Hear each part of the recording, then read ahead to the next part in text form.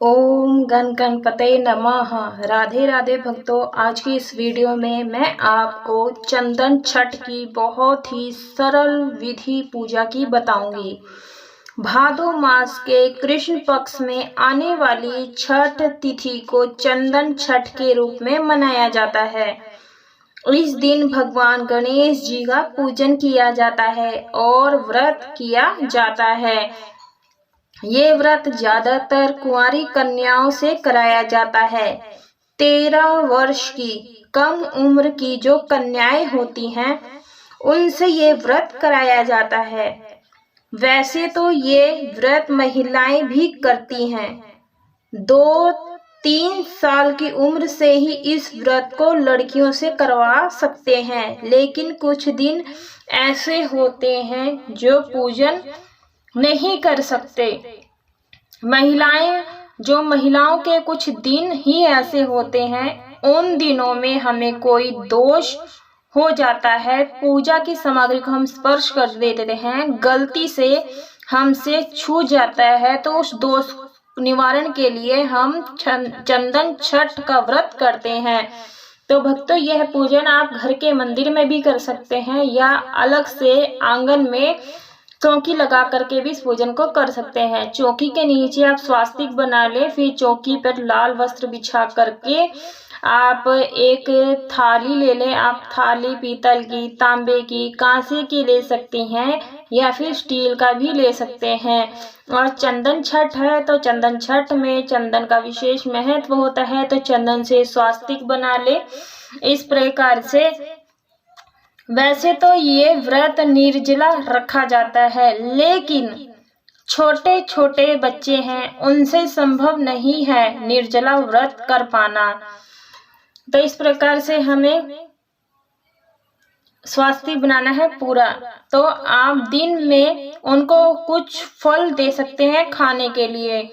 रात में चंद्रमा को अर्घ देने के बाद ही व्रत का पारण किया जाता है। पूरा दिन व्रत किया जाता है। अक्षतों का आसन देते हुए गणेश जी को स्थापित कर लिया है। पुष्प की मदद से शुद्धिकरण कर लेंगे। आप चाहे तो पंचामृत से भी स्नान करा सकते हैं। अगर आपकी मूर्ति पीतल की, तांबे की या किसी भी अन्य धातु के तो करा सकते हैं, और नहीं तो इस प्रकार से सांकेतिक स्नान करा सकते हैं। चंदन है तो चंदन का पर्व है, चंदन का तिलक लगा देंगे और दीपक रख लेंगे चावलों का आसन दे करके प्लेट में। और इस प्रकार से साल में 2 ही व्रत किया जाता है, एक चंदन छठ और दूसरा सूरज छठ। तो इस प्रकार से चंदन से, कुमकुम से तिलक कर देंगे, दीपक का भी पूजन कर लेंगे। अगर आपने चंदन छठ का व्रत किया है तो आपको सूरज छठ का भी व्रत करना होता है। पुष्प अर्पित कर देंगे, दुर्वा अर्पित कर देंगे। ये 3 साल, 5 साल, 7 साल तक आपको ये व्रत करना होता है। दीपक को भी पुष्प अर्पित कर देंगे। यदि आपने सूरज छठ के दिन आपने अपने बच्चियों से कराया है, जब सुबह सवेरे स्नान करेंगे तो इस प्रकार से इत्र लगाकर वस्त्र अर्पित कर दिया है, जनेऊ अर्पित करेंगे और तिल जरूर से चंदन छठ पर्व के दिन जरूर से अर्पित करें। तो तिल जरूर से अर्पित करने हैं। आप चाहे काले या सफेद अर्पित करें, लेकिन तिल जरूर अर्पित करें। मैंने यहाँ एक गिलास लिया, उसमें मैंने गेहूं भर लिया है, भरकर रख लिया है। साथ में 1 लोटा जल रख लेंगे और उसके बाद हम यहाँ लगाएंगे भोग। आप मिठाई की लगाएं, दूध की लगाएं, लेकिन ध्यान रहे अन्न की कोई चीज का भोग नहीं लगाना है। ऋतु फल जो भी हो आपके पास वो आप भोग लगाएं। जब सुबह सवेरे बच्चे स्नान करेंगे तो उस जल में, नहाने वाले जल में फूल डाल दें या तिल डाल दें। उसके बाद जब बच्चे स्नान कर लेंगे तब उनको नए वस्त्र से पहनाएं, फूलों से सजाएं। इस दिन बच्चों का बड़े लाड चाव से किए जाते हैं।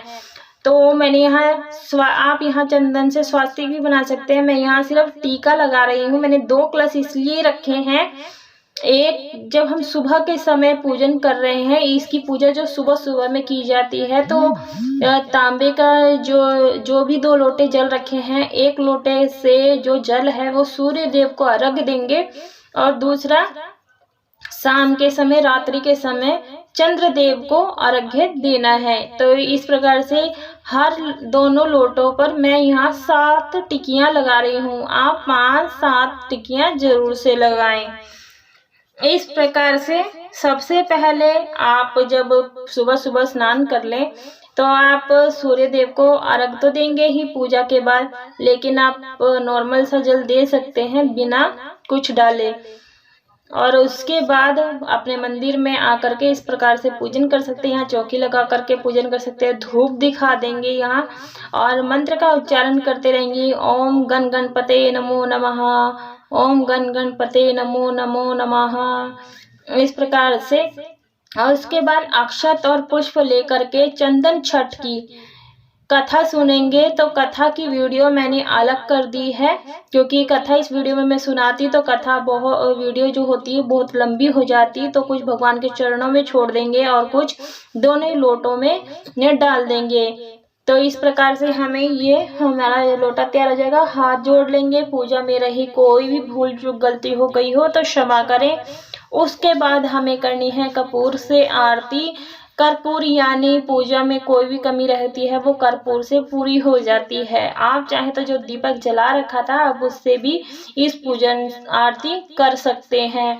तो यहाँ पर मैंने कपूर जला लिया है और उसके बाद गणेश जी की आरती करेंगे। गणेश जी की आरती आती है तो आप गा लीजिए, गा करके आरती उतार लीजिए, नहीं तो आप ओम गण गणपते नमो नमः, ओम गण गणपते नमो नमः मंत्र का उच्चारण करते हुए उतार लें।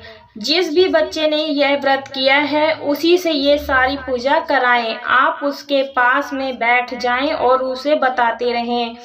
थाली में मैंने आपको बताया स्वास्तिक बना ले, ये सब बना ले और सारी विधि उन्हें बताते रहें। और आरती जो की है उसको ठंडा कर लेंगे 3 बार या 5 बार, इस प्रकार से घुमा घुमा करके ठंडा कर लेंगे। उसके बाद हम इन सभी चीज़ों को मिनस देंगे। मिनसने से ऐसा होता है कि पूजा जो हमारा भोग प्रसाद धूप दीप है भगवान सहर्ष स्वीकार कर लेते हैं। हाथ जोड़ लेंगे कि अपनी कृपा दृष्टि सदैव हम पर बनाए रखें। चंदन छठ है तो चंदन से हमें तिलक लगाना है, भगवान को भी लगाना है, खुद भी लगाना है। और दक्षिणा जरूर से निकालिए। दक्षिणा निकालने से पूजा में रही कमी होती है वो पूरी हो जाती है। और जो ये जल का लोटा है मैंने आपको पहले ही बताया करना है। ये पूजा हमें सुबह सुबह में ही करनी है। 1 लोटा जो जल है वो बताया है किस प्रकार से। ये जो जल का लोटा है ये हम सूर्य देव को अर्घ्य देंगे जब हम सुबह कथा सुन लेंगे। और 1 लोटा जल मैंने एक और रखा है, ये चंद्रमा देव को रात में अर्घ्य देने के लिए। और उसके बाद जो ये दक्षिणा है, दक्षिणा आप किसी जरूरतमंद को दे सकते हैं या फिर ये चावल गिलास और रुपए दक्षिणा ये आप किसी पंडित को या किसी जरूरतमंद को दे सकते हैं। ये जो भोग प्रसाद है ये आप सभी में प्रसाद के रूप में वितरण कर दें। और जब दीपक ठंडा हो जाएगा, शांत हो जाएगा, उसके बाद आपने चौकी का विसर्जन करना है। आप चाहे तो नेक्स्ट डे हटा दें। अगर आपने सुबह में पूजा की है तो शाम को हटा सकते हैं।